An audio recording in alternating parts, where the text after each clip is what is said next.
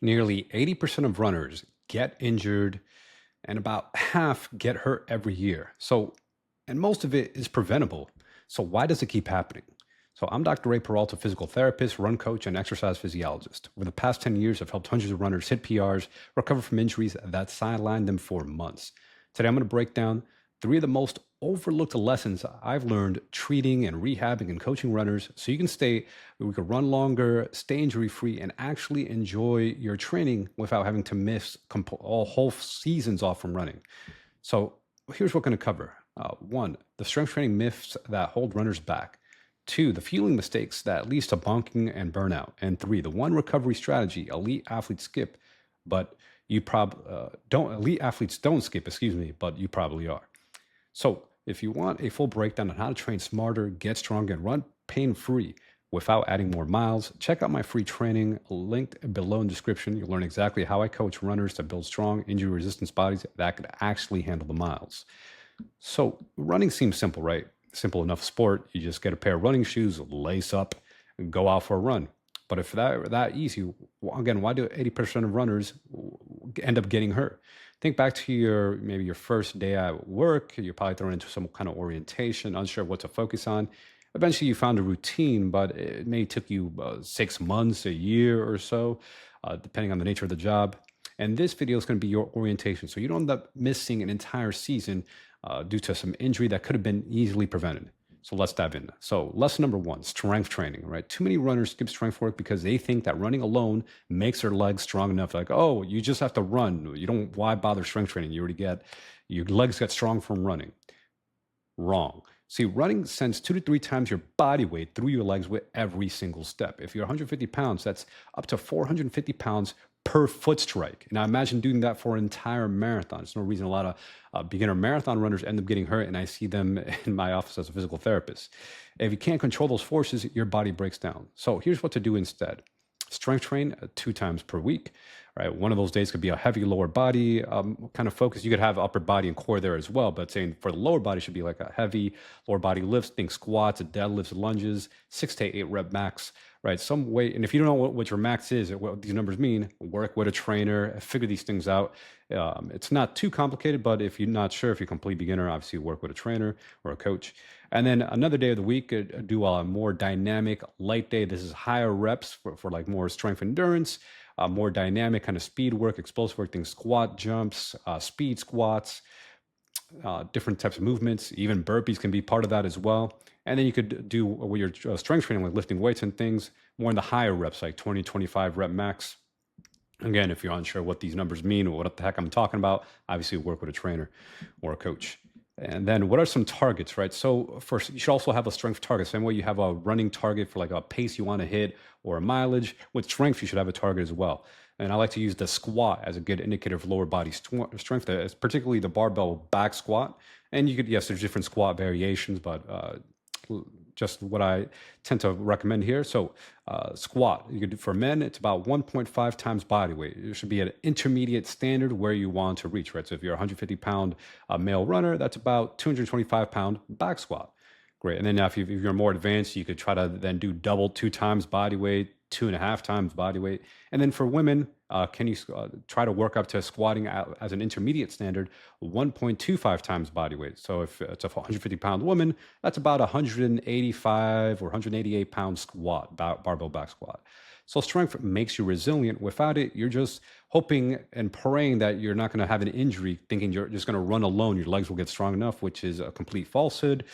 Strength training does help decrease injury. Not that you will prevent all injuries, but will decrease your risk of having like a severe injury. And even if you do get hurt, over time, strength training will help you bounce back quicker. And that's actually what I do as a physical therapist, is oftentimes prescribe strength exercises to help my runners rehab so they could, recover from the injury and get back to running. Now, lesson number two, fueling right. Underfueling leads to under-recovering. And it's one of the most common things I see, especially in runners who think, that they don't need enough food, or they just assume, right? If you're not assuming, you're guessing. They're just guessing that they're eating enough. And here's the science. Your body can store up to 2,000 calories of glycogen. This is essentially sugar in your body stored in your muscles and liver. So 400 grams in your muscle, 100 grams in your liver, which is enough to fuel a 20-mile run, right? If you're properly fueled, right? That means you're eating enough carbs. You're not doing any of this low carb stuff, ketogenic diets. Like if you're eating enough carbs, you can actually have enough fuel to fuel a 20-mile run. Interesting enough, the 20-mile mark is where most people hit the wall because then they run out of gas. Because a marathon is 26.2 miles. So then they have to end up walking or slowly trotting or jogging away because they hit the wall or bonking at the 20-mile mark because they just ran out of gas. They ran out of fuel. And this is where, again, a majority of runners, even competitive runners, hit the wall where they bonk. All right. And I've seen this firsthand, or even just outside of the marathon, just with just regular long run training runs, because they underate or underhydrated, that they either have to slow down or they can't recover properly. They're like taking a couple days off. Like, man, that long run really left me drained. I need a few days just to recover from the long run. Like they can't even socialize with friends. They can't go to brunch after the long run because they're so exhausted. They just have to like kind of nap all day because they're not eating enough, not drinking enough fluids. So what to do? One, you have to fuel during a run, especially long runs and any races. And for long runs, for reference, I'm talking about runs that are usually about an hour and a half to 2 hours, typically about a 15K, 20K. Like I like to put like a half marathon distance, depending on your fitness level. If you're a complete beginner, a long run for you might be a 10K, a 6 mile run. But if you're more advanced, it might be like, again, 10, 12 mile, the half marathon and beyond would be a long run. So what do? Obviously, you fuel during it. And then, so during the long run, so again, that's not run that's like 90 minutes plus. A beginner could be an hour, 30 to 60 grams of carbs per hour. If it's hot or humid, you might even need 90 grams of carbs per hour. It could be in a sports drink, it could be in gels or snacks. You also want to get electrolytes, and usually it could just be salt. So plus your other electrolytes, there's electrolyte packets you could get. You could add it to the sports drink, standalone electrolyte gels, carbs, etc. But essentially, the most important one is sodium. So it's 300 to 600 milligrams of sodium. It could be even as high as 1,000 milligrams of sodium per hour. You're not going to chug it all at once. You're going to sip it like every 20 or 30 minutes or so during the long run, and then drink enough fluids. Also, with your fluids, what you're drinking, don't chug it all at once, sip it. But it's about 16 to 32 ounces of fluids per hour, right? So during, and then outside of the run, on a daily basis, you want to drink about 96 to 128 ounces per day, right? So you're almost looking at 3 to 4 liters of fluid or water per day. Then carbs, you want to eat 3 to 4 grams of carbs per pound of body weight, right? So if you're a 150-pound runner, that's 450 to 600 grams of carbs per day, depending on how intense you're training, right? If you're a complete beginner, a recreational runner where you don't really train that hard, it could be more on the lower end. But obviously, if you're training intensely, training for a marathon, it might be more on the upper end, the higher end. And then protein, it's about 0.65 grams to 1 gram per pound of body weight. So it's about 100 to 150 grams of protein per day for a 150-pound runner. But again, it's a range. If you're not that competitive, you're not really doing marathon training, it could be more on the lower end. It's a spectrum, right? But with fuel, it's important to eat enough and drink enough fluid so your body doesn't fall apart and then you're fatigued, and that fatigue can then lead to injuries and then having to take time off, or you're just not properly recovering because running itself can cause small micro damage. And obviously, if you're fueled up, you can recover faster. Hey, you may even do multiple workouts, right? You do a run in the morning and then a strength workout in the evening. But if you're not properly fueled, you might feel drained for days or even week. Lesson number 3. So recovery, and the best recovery hack is actually sleep, right? Sleep isn't optional. See, you're not weak. You're sleep deprived. People think, oh, I'm just going to cut down on sleep. I'm going to get by on 6 hours of sleep, 5 hours of sleep a night. The thing is, sleep is such an important tool for the body to recover. And interesting, many sports teams and with professional athletes and things spend thousands and thousands of dollars trying to figure out the best science on rehab, nutrition, data. But it's oftentimes sleep that's the biggest game changer for improving an athlete's performance. Right? 2014 study found, this was in younger athletes who got less than 8 hours of sleep were 1.7 times more likely to get injured. See, a lack of sleep raises inflammation, slows down recovery, and increases injury risk.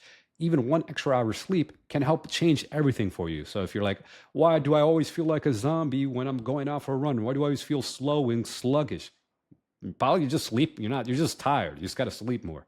So what to do? Aim for at least 7 hours a night. And people, again, this is also a range or spectrum. Some people can strive with 7 hours, but many people need 8 hours, and some people even need 9 hours of sleep. So prioritize sleep after your sessions. Make sure you sleep consistently, right? The same sleep time and same wake time every single day of the week. Don't treat the weekends different, right? Try to have the exact same sleep routine every single day of the week. Yes, I understand there might be some social occasion, some party that might throw it off, but really try to stay on track, try to stay in routine with your sleep. I understand there's special occasions, but again, really try your best to keep at it and don't let other things disrupt your sleep, right? Make sure you're sleeping in a nice quiet room. You're not getting woken up. If you need to wear earplugs, wear a sleeping mask, and track your sleep like you track your mileage. I use a sleep tracker myself. I got my Aura ring, track the sleep, because it's very important to see, hey, how much quality sleep are you getting? Are you getting the quality, proper sleep? And you don't even have to buy a tracker. You could just set a time. And luckily enough, many phones also can help track your sleep for you. So you could set your phone to help you track your sleep as well. So to recap, the three things that a lot of runners often make or mistake is that they assume or they guess that they're doing these things, but they're not doing it properly. So one, strength training, doing right 2 times a week, especially doing at least one heavy body, lower body day to strength train, and then fueling, enough carbs, protein, and hydration, especially for long runs and just for longevity, and then sleep. Make sure you get enough quality sleep to boost recovery and prevent injuries. So if you're looking for additional help on how to run properly, run pain-free, check out the link in the description to help you run strong, run smart, and stay injury-free. And also let me know in the comments, which of these 3 lessons do you feel that you need to dial in the most right now?